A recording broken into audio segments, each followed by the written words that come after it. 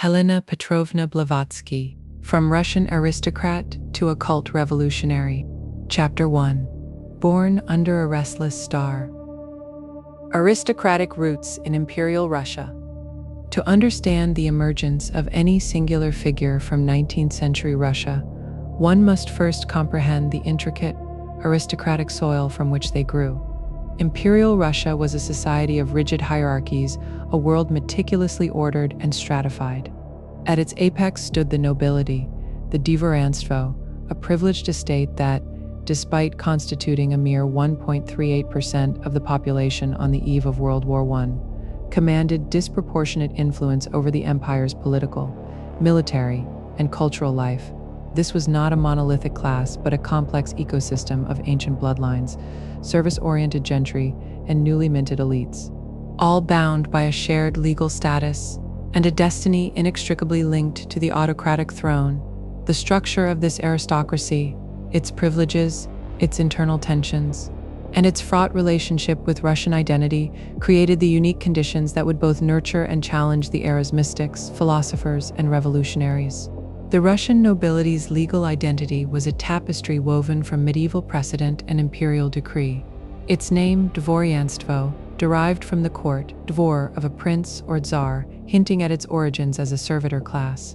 However, by the imperial age, this service had been transformed into a bedrock of hereditary privilege. The state formally divided the population into 4 estates: the nobility, the clergy, urban residents, and rural residents. The nobility stood apart, its status defined by a blend of ancient lineage and state service. As official statutes declared, nobility was the consequence of the quality and virtues of those commanders who, having distinguished themselves in ancient times by meritorious acts, conveyed to their descendants a noble rank. To manage and authenticate this elite, the state maintained a meticulous registration system. Each province had a noble genealogical book, divided into 6 distinct parts, a classification that mirrored the hierarchy within the nobility itself. Inclusion in the register, particularly in the prestigious 6th part, was a fiercely guarded mark of distinction, requiring exhaustive documentation of land ownership and lineage. At the very summit stood the titled nobility, the princes, knyaz, counts, and barons. The princely title was especially diverse, encompassing descendants of the Rurikid and Gedaminid dynasties, Georgian and Tatar royalty, and later honorific grants by the emperors. Contrary to Western norms, the title of prince in Russia was often borne by all family members and signified high nobility rather than immediate royal blood. Together with the great landowning magnates, these titled families formed a super elite, an aristocracy within the aristocracy that overlapped significantly with the empire's political and military command structure right up to the 20th century. The daily reality of aristocratic life was one of profound privilege and equally profound cultural contradiction. The vast estates, worked by serfs, and later, after 1861, by often impoverished peasants, funded a lifestyle of conspicuous refinement. The education of noble children was a paramount concern, designed to produce polished individuals worthy of their station. As the detailed educational diary of the young Yuri Samarin, born 1819, reveals, this upbringing was a highly structured, disciplined, and observant process. Under the guidance of a French tutor, the child's day was meticulously partitioned for physical training, moral instruction, and intellectual development, following a Lockean model. Discipline was strict, with punishments ranging from confinement to corporal chastisement administered in coordination between tutor and parents.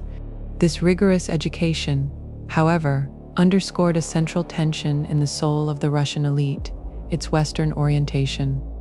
The process of Westernization, forcefully initiated by Peter the Great through beard taxes and mandated European dress, evolved into a deep cultural osmosis. For the aristocracy, French became the language of salon and often of the hearth. Yuri Samarin's tutors fretted that though he lives in Russia, he hardly learns the language at all, a problem so acute his family hired a separate Russian tutor. Years later, Samarin recalled that he and his aristocratic peers made serious orthographic mistakes in Russian during university entrance exams. This phenomenon led to the nobility being perceived, and sometimes perceiving themselves, as outsiders in their own country. Their intellectual diet, the Enlightenment philosophies of Rousseau, the ideals of the French Revolution, was imported, creating a dissonance between their liberal education and the autocratic feudal reality of the empire they governed. This schism between a European mind and a Russian reality was a crucible for intellectual ferment, giving rise to the defining ideological battles between Westernizers and Slavophiles in the 19th century. The relationship between the nobility and the crown was the central political dynamic of Imperial Russia. Historians have long debated its nature, with some arguing that the Russian nobility, as a class of service, classe de service, lacked the independent corporate ethos of its Western European counterparts. Its privileges were inextricable from its duties to the state. Peter the Great's Table of Ranks, 1722, codified this bond, making state service, military or civil, the primary engine of social mobility and ennoblement. While Peter III's 1762 manifesto freed nobles from compulsory service, the state bureaucracy and officer corps remained overwhelmingly noble preserves. This system created a unique elite, one whose authority was derived from the autocrat, yet whose management was essential for running the vast empire. Senior officials were almost exclusively drawn from the hereditary nobility, with a core from wealthy, titled landowning families and a larger periphery from the provincial service gentry.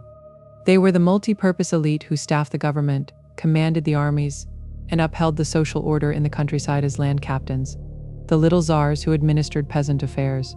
Their conservatism was typically born of a vested interest in the status quo.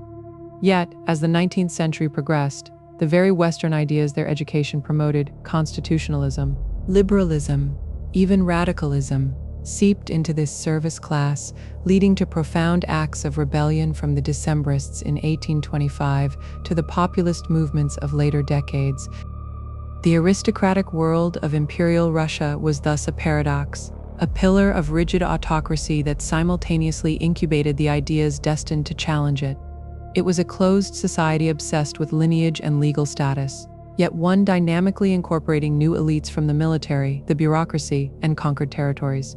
It cultivated a European facade while resting on a foundation of distinctly Russian peasant labor. From this environment of contradiction and privilege emerged not only statesmen and generals, but also the intelligentsia, the writers, philosophers, and spiritual seekers for whom the question of Russia's soul became an all-consuming passion.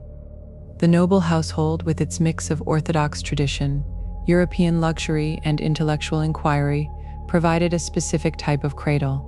It was a world where a sensitive child might witness both the serene piety of a family chapel and the severe justice of the estate manager, where they would be nursed by Russian serfs but taught philosophy by a French tutor, where they learned that their very identity was a question suspended between West and East. This was the formative context for figures of profound inner vision. The aristocracy's crisis of identity, its spiritual hollowness masked by material splendor, and its privileged isolation from the narod, the common people, created a psychic and social vacuum. Into this vacuum would step those seeking a deeper, more authentic truth, a quest that would lead some to the highest echelons of worldly power and others to the radical renunciation of the world itself, setting the stage for the making of a mystic,